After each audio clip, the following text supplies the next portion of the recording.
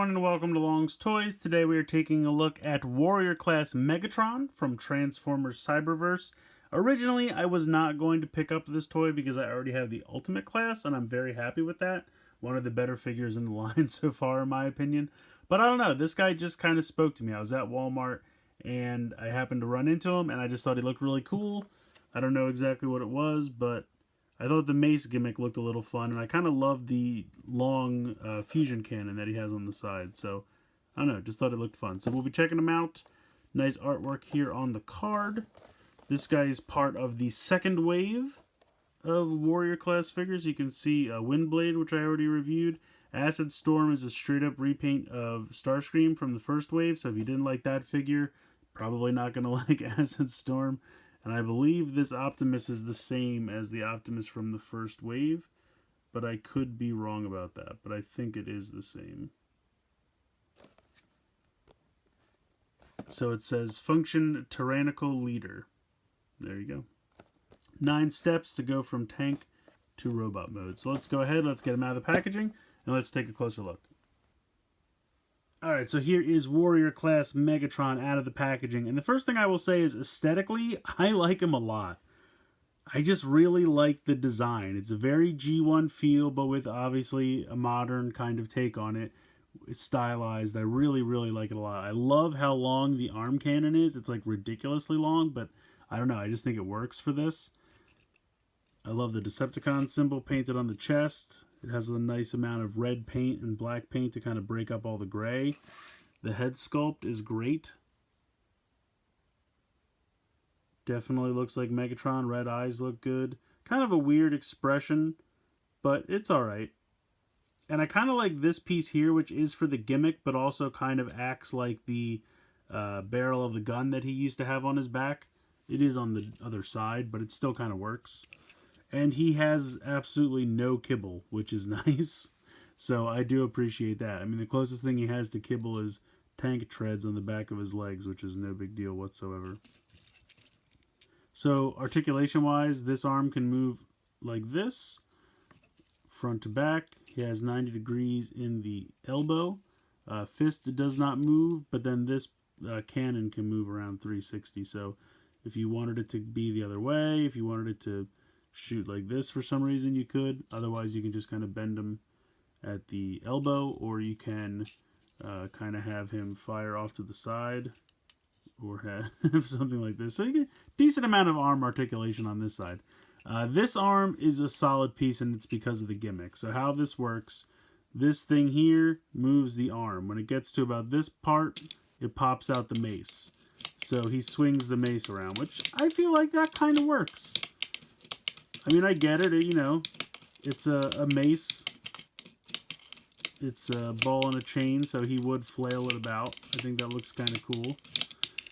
You can see there's a really nice bright paint for the pink on here, which I really appreciate. It gives it the idea that it's made out of like Energon and not just kind of a pink painted ball. So I appreciate how bright that pink is. I think that's cool. If you want to reload it, you can see that there's a little piece here. You just slide this back up and make sure that this is lining up, and then it pops into the hole and stays in place. And then when you get to about, again, the middle part, that's when the spring kicks it out.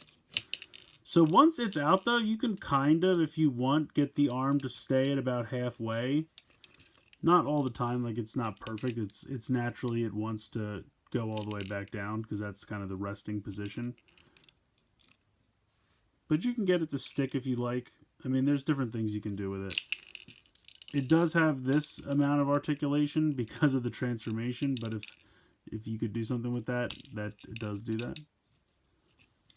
As far as the hips go, out to the side, front to back, there is no thigh swivel, even though it kind of looks like there is one, but there is pretty much 90 degrees in the knee, and then the leg is one solid piece. So honestly, for this toy line, for a Warrior Class figure, I think he's got a pretty good amount of articulation, and I just really like his design aesthetically. He just, I don't know, he seems like powerful, like the proportions and everything just look good. I don't know what, I can't describe it, but the robot mode just really speaks to me. I just really like it quite a bit. And I think this is a fun gimmick. Yes, it does make this arm not as articulated, and you can't pose it in as many different ways, but I feel like it's not as obtrusive or in your face as like Prime's Energon axe, which I didn't even buy that figure because of all the horrible stories I heard about it, where the axe would kind of pop out on its own and do crazy stuff and make the arm pretty much just useless. I still think this looks cool. I still think that this guy works. So very menacing, very awesome robot mode. I really like the proportions, the paint scheme, and I think a decent amount of articulation. But let's go ahead and check out the transformation. Alright, so before you begin the transformation, you want to make sure the Energon mace is all the way back into the arm. You're going to kind of just straighten the arm out, spin the gun 180 degrees, and then bring this up and rotate this around so that it kind of covers the face. You're going to push this down all the way so that this arm is back up here, and then you're going to have to push the Energon mace back in because it will most likely pop out. Now you're going to unhinge this here and swing this around. You can see this big red peg, and that's going to peg into the side of the gun.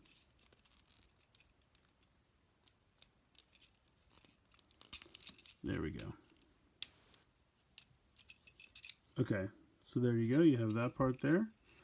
Next, you're going to come and flip the feet down like this. And then you're going to bend them pretty much at the knee here. And how this is going to work is you can see there's a connector here and a connector here. And so this is going to tab into this tab here on his waist.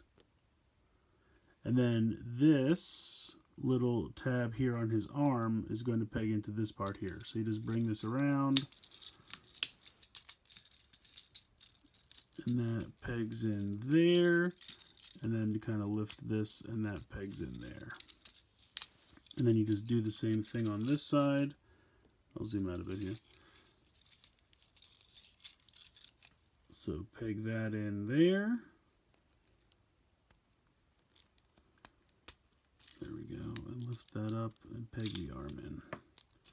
And then you just kind of have to sure everything up.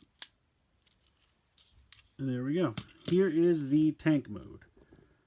And I have to fix the barrel because it's not all the way up. There we go. So even in this mode, as you can see, you can move the barrel up and down a little bit because of how it's just kind of pegged in. So it's just in between these two pegs on the arm. But I will say it's not the best because obviously the arms are just resting on top. The fist just kind of hangs out here.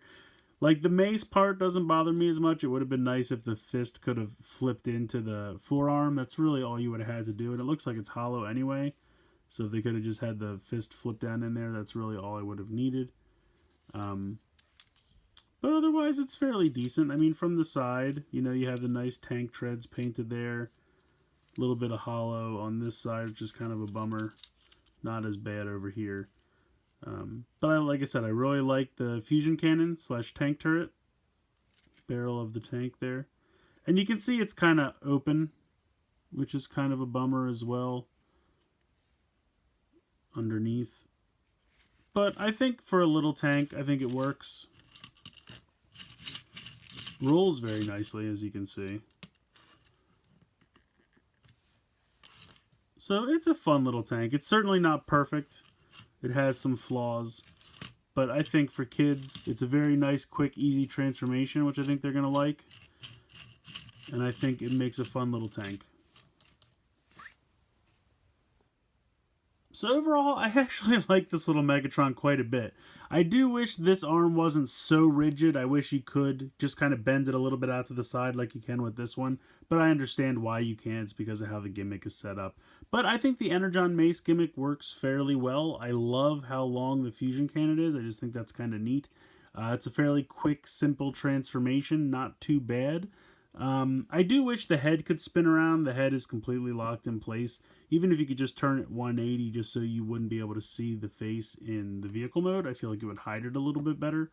But overall, I definitely think if you're looking for a fun little $15 version of Megatron, half the price of the large one, this guy, you know, delivers. I think he's got great paint, very good articulation for a figure this size. I think the gimmick works fairly well. Doesn't really hinder a lot of the robot mode, so that's nice, because that's kind of a problem for some of these figures. And just on a shelf like this, I think he looks pretty cool. I think they really nailed his design, so I like this one quite a bit. I don't have many of the warrior class from Cyberverse, just because I feel like with that size class, the gimmick really ruins a lot of those figures. But I definitely think this guy is excluded from that. So if you're looking for a cheaper version of Megatron, I recommend him. Now, ultimately, if you can afford the Ultimate class and you're looking for the best version of Megatron from this line, of course he's going to be it. But if you're on a budget and you just want a tiny little representation, I think this guy is pretty good. So let me know what you think in the comments below.